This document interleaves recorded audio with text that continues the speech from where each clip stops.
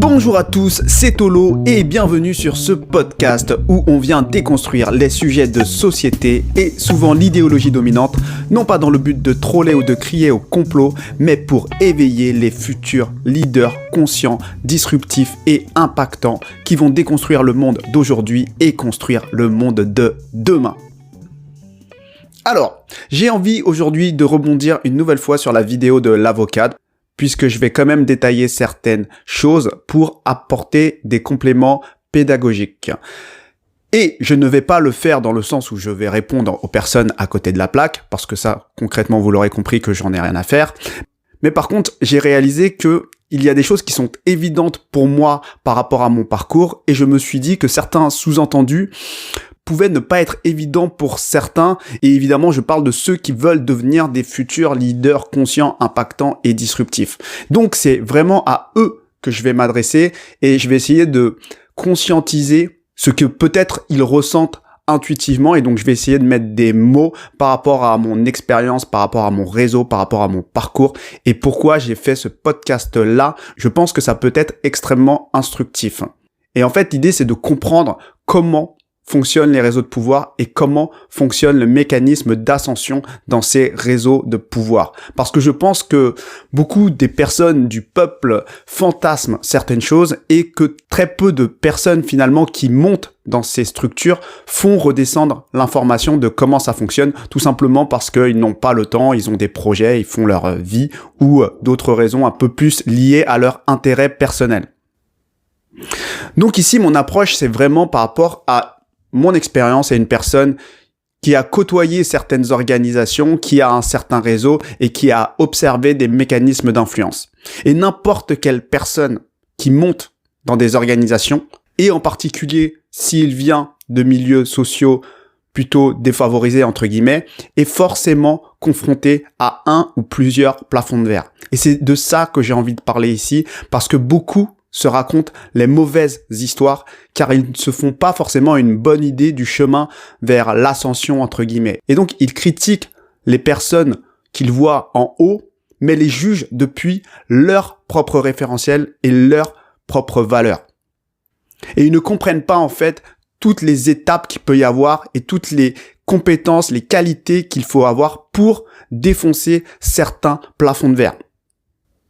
Et donc quand tu fais ce parcours-là ou quand tu côtoies des personnes à certains niveaux, tu comprends en fait que certaines réalités que tu fantasmes d'en bas sont complètement fausses. Et donc on nous conditionne littéralement finalement à voir que les discriminations ne sont uniquement qu'entre blancs et noirs ou hommes et femmes ou autres types de combats horizontaux comme je l'ai expliqué dans la matrice accusatrice progressiste qui nous font voir la réalité d'une certaine manière et qui en fait nous empêchent de voir les compétences nécessaires à avoir pour défoncer certains plafonds de verre.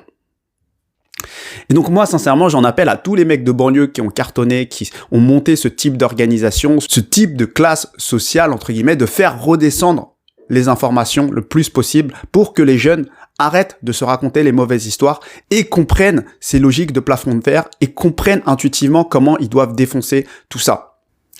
Donc, comment je vais aborder ce point-là, puisque j'ai vu passer certains commentaires où on parlait de méritocratie et d'héritocratie. Donc la méritocratie, finalement, c'est tout ce qui est basé sur nos compétences opérationnelles, qu'elles soient diplômantes ou non diplômantes, et potentiellement le travail que l'on produit pour servir une organisation ou notre propre business. Donc la méritocratie, c'est vraiment ça. Qu'on peut opposer à l'héritocratie, donc ce qu'on hérite, et qui, dans l'inconscient collectif, est plus dû aux réseaux familiaux, aux réseaux peut-être discrets pour certains, ou le piston, etc. Et donc, on a vraiment cette opposition, vue du peuple et vue de l'élite, entre guillemets, c'est que le peuple veut que celui qui travaille dur soit récompensé. Et ça, c'est vraiment une sorte d'idéal, et c'est vraiment cette logique de pouvoir au peuple, cet idéal démocratique, etc. Donc ça, c'est l'histoire que le peuple se raconte. Mais ce qu'on observe en tant que peuple, entre guillemets, c'est qu'il y a des personnes non méritantes qui obtiennent des positions que d'autres, plus méritantes en tout cas à leurs yeux, n'arrivent pas à atteindre. Et donc, pour ça, on brandit évidemment l'excuse de l'héritocratie, donc des réseaux familiaux, des réseaux discrets, du piston, etc. Et moi, ce que je vois, c'est qu'il y a beaucoup trop de raccourcis, beaucoup trop d'excuses qui sont brandies pour justifier la position dans laquelle on est actuellement. Et c'est une demi-critique que je fais, c'est que d'une part, en vérité, on ne nous donne pas vraiment les vraies informations, et d'autre part, c'est quand même une critique parce que c'est quand même à nous de prendre notre pleine responsabilité, de se bouger un peu. Et ça, c'est un mindset personnel, et certains vont dire que c'est lié au développement personnel, à l'entrepreneuriat qui est un peu très présent dans mon parcours, mais en fait, c'est une manière qui m'a permis d'approcher finalement la vie, et pour ne pas me dire que les choses étaient impossibles. Et finalement, quand je regardais autour de moi, je voyais bien qu'il y avait des Noirs qui étaient managers, des Arabes qui étaient managers, des mecs de banlieue qui étaient managers, des femmes qui étaient managers. Et la question, c'est pas de se dire est-ce que c'est des exceptions, c'est plutôt de se dire comment elles ont fait. Qu'est-ce qu'elles ont réussi à faire, parce qu'on nous raconte que ce n'est pas possible. Donc, soit je me raconte l'histoire de ce conditionnement, donc ce n'est pas possible, soit je me dis mais elles, comment ont-elles fait? Et donc du coup, moi mon positionnement c'est ça, j'observe la vie à travers ce filtre-là. Donc certains ne vont pas accepter, d'autres vont accepter, et j'ai aucun problème par rapport à ça. Mais ici, c'est moi qui donne mon avis, donc après vous écoutez pas, c'est libre à vous. Donc moi je ne nie pas qu'il y a potentiellement évidemment des discriminations, mais il y a plein d'autres paramètres qui penchent dans les balances, et à un moment, à quel point ces autres paramètres sont importants. Et moi, je ne veux pas, par contre, nier ces autres paramètres qui sont potentiellement de véritables plafonds de verre, entre guillemets, non dits.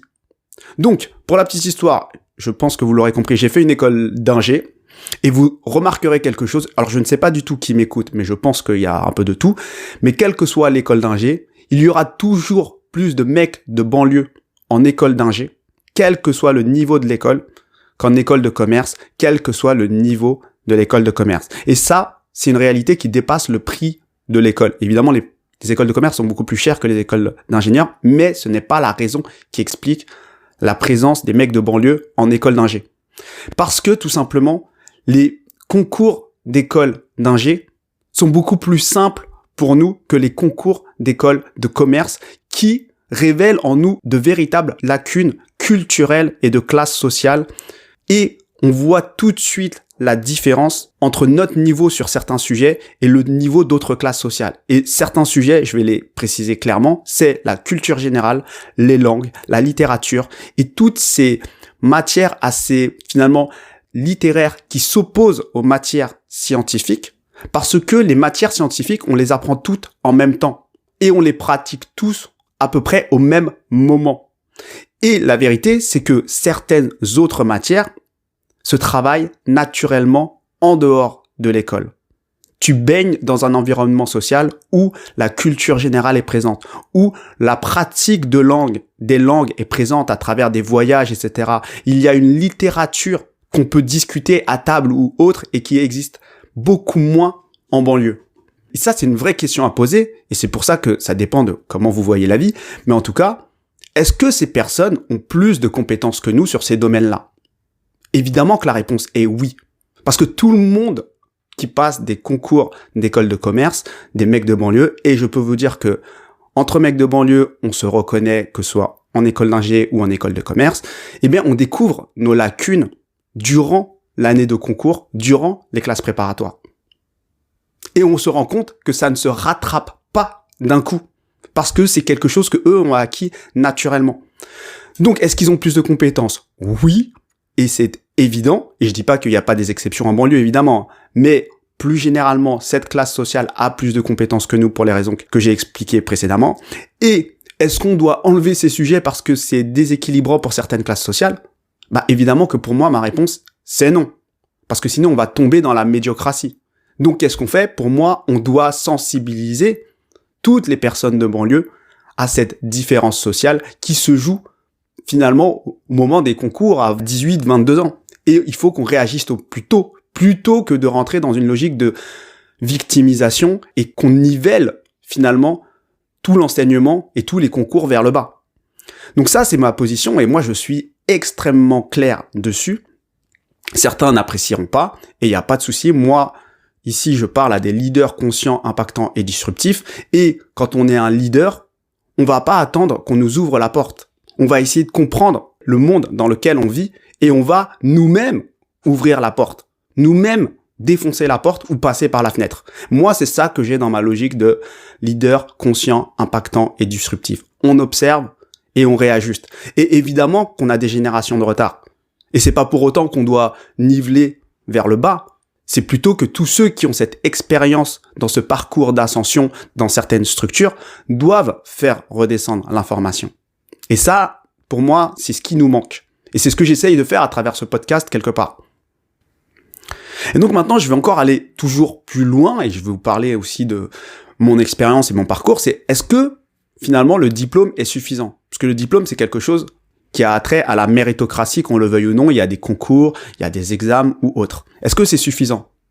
Bah non, le diplôme, c'est un passeport, mais ça ne te crée absolument pas une carrière. Tu ne bases pas ta carrière sur le diplôme, même si tu as fait Polytechnique. Bien sûr, ça va t'ouvrir les premières portes, mais après, il y a d'autres choses qui vont jouer. Et d'autres choses qui vont même au-delà des compétences. C'est ce que les gens presque naïfs, ou même les ingénieurs de base, qui sont extrêmement compétents, techniques, qui voient les choses de manière carrée, pensent que tout se joue sur leurs compétences. Mais pas du tout. Ça se joue pas du tout ici. On verra toujours monter des incompétents dans la hiérarchie. Il y en a beaucoup et il n'y a qu'à regarder le gouvernement. La question, c'est pas de se dire ouais, mais ils ont un réseau. C'est pourquoi ils sont au-dessus. Pourquoi ils ont réussi à monter malgré leur incompétence. Et c'est comme ça que moi je vois le monde. Et c'est comme ça, c'est à travers ce prisme que tu obtiens d'autres informations. Donc, évidemment, si ta référence c'est que le gouvernement et que toi, tu n'as pas forcément cette expérience ou ce réseau, c'est difficile parce que là, il y a vraiment un écart très élevé entre le petit peuple et le gouvernement. Mais dès que tu as commencé ce parcours-là, tu comprends que les règles du jeu sont très différentes de ce que tu imaginais. Et certains ont cette personnalité naturelle et qui vont rentrer dans ce moule de manière complètement inconsciente et naturelle, et d'autres vont se confronter à certains plafonds de verre. Donc, au lieu de crier à l'incompétence, à elle est nulle, elle fait des fautes d'orthographe, elle a un réseau, le réseau de papa, c'est tout, etc. Ça, c'est l'histoire qu'on peut se raconter, mais est-ce que c'est la seule histoire à se raconter? A-t-elle d'autres compétences pour en arriver là? Pourquoi tous les fils à papa ne sont pas tous PDG? Ou tous millionnaires?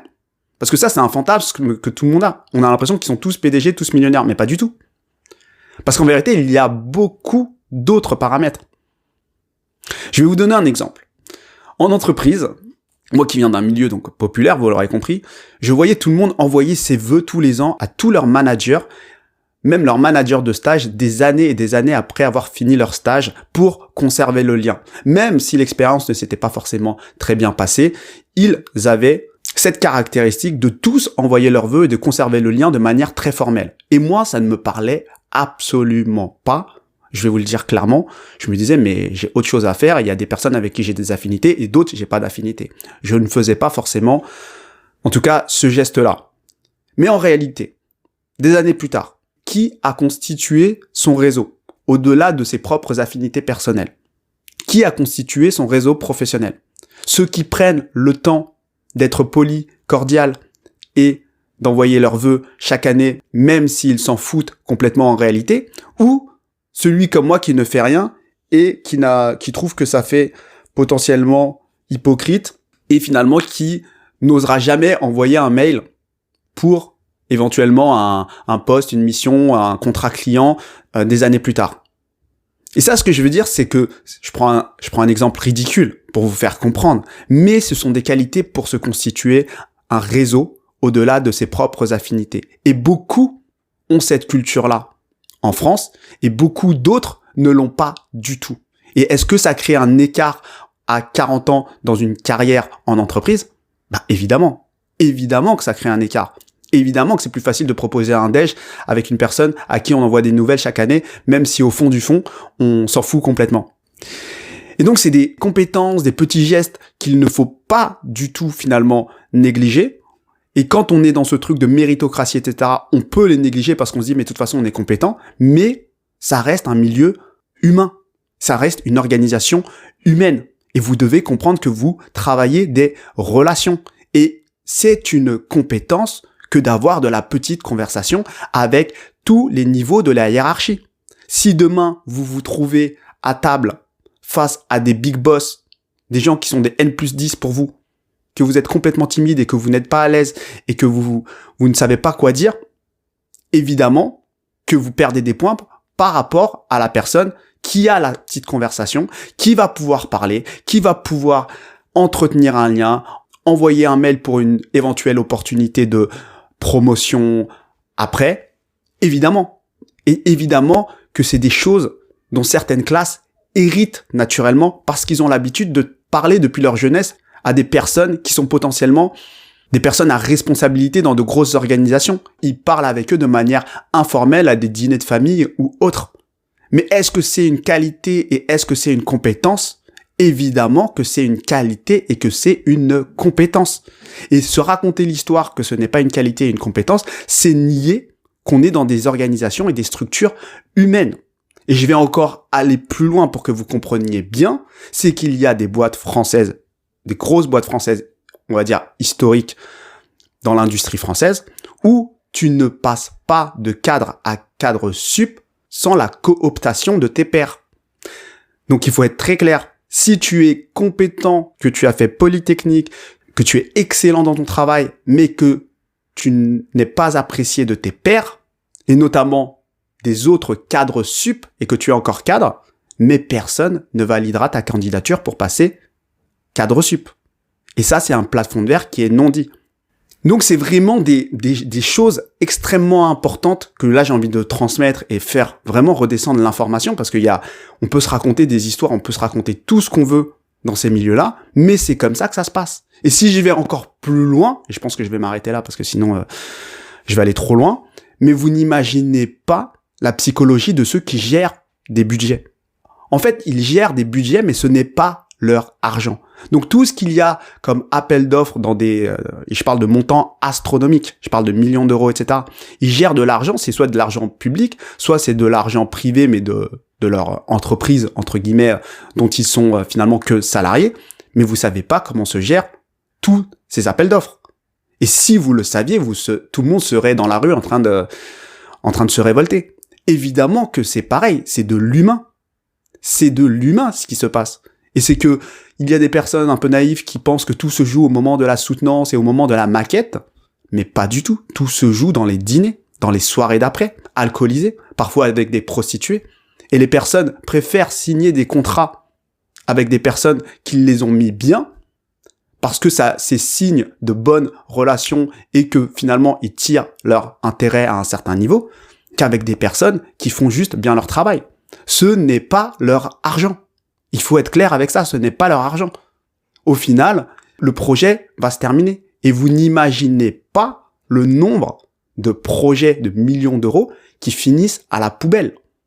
Et c'est quand vous êtes dans des organisations comme ça, quand vous voyez ce qu'il se passe de l'intérieur, que vous vous dites « Ah ouais, ok, c'est un autre monde, il faut ouvrir les yeux. » Donc voilà, il y a plein de compétences, de qualités, de soft skills qui ne sont pas dits et qui ne vous permettent pas de comprendre finalement les différentes ascensions. Mais quand vous regardez le gouvernement précédent d'ailleurs, ou ce gouvernement, mais est-ce que vous pensez vraiment que c'est les plus compétents?